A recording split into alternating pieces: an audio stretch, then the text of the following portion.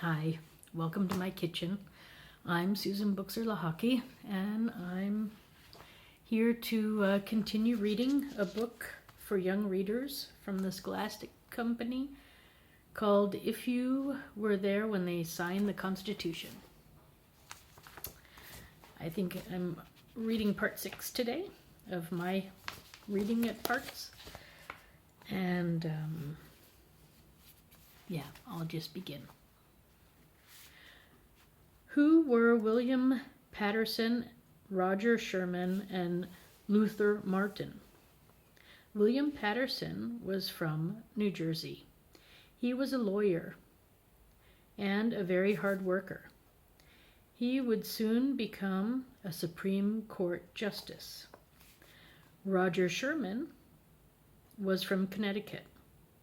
He was a farmer and a shoemaker, and he was one of the few self-made men at the convention.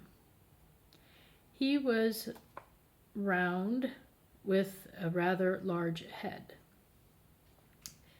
He's the oddest shaped character I ever remember to have met with, said a fellow delegate. Sherman was a clever debater. Luther Martin was from Maryland. He was one of the strangest men at the convention. His family was poor. He was a brilliant lawyer, but he sometimes drank too much.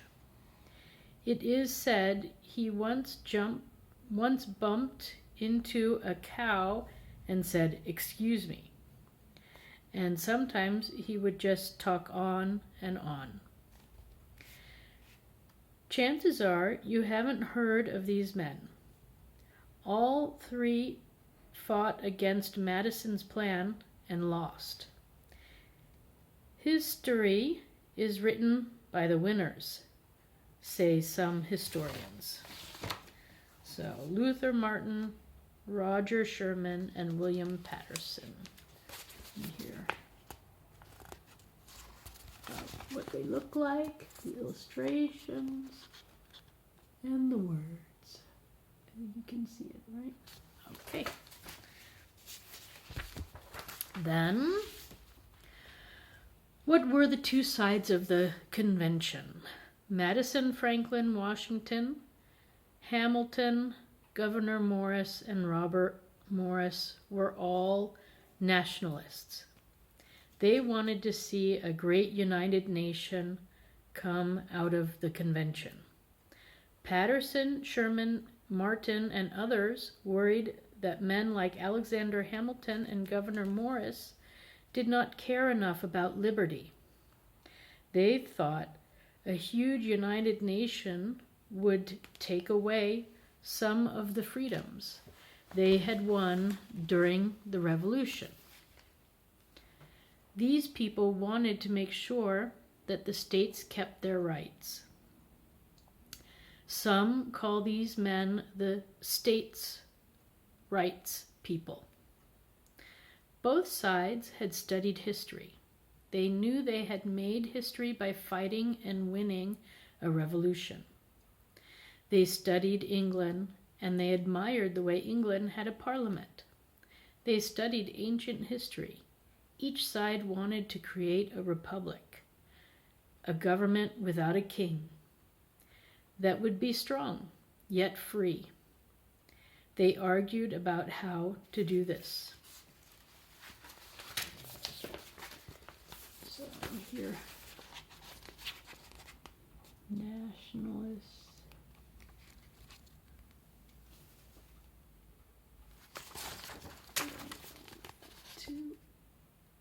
Okay.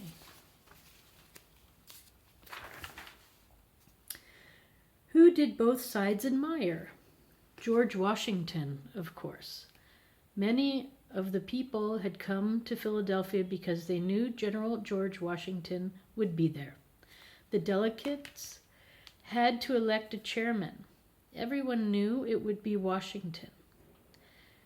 Benjamin Franklin wanted to nominate Washington, but it was raining again, and Franklin was too sick to leave his house that day. Every single delegate voted for George Washington as chairman. Washington walked up to a low platform where he sat facing the other delegates. He sat on a graceful open-backed chair, not at all like a throne, but on its back was a carved and gilded sun, cut off at the horizon. Was it a rising or a setting sun? Nobody could tell. After Washington took his seat, James Madison did something for which all historians have been grateful. I chose a seat in front, he wrote, so that he could hear and write down all that happened that day. All that happened and all that was said. I was not absent a single day, said Madison, nor more than a fraction of an hour in any day.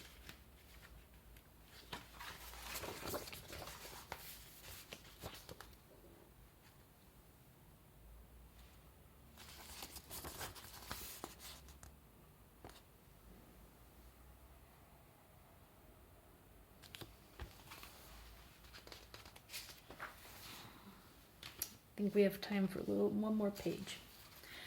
All right, sometimes the speeches would go on for hours, but at the end of each day, Madison went back to the Indian Queen Inn and wrote out his daily notes, sometimes more than 20 pages, all written neatly with a quill pen. Madison would not allow his notes to be published until the last delegate died. Guess who it was? It turned out to be James Madison himself, who died in 1836. What two rules helped make the convention a success? First, the delegates decided to keep everything they said secret. This meant that people could say things that they might not want reported back home.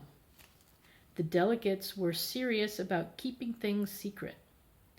They put guards at the windows. They even nailed the windows shut. It would turn out to be the hottest summer in years. This was before air conditioning and electrical fans. You can imagine how hot it got.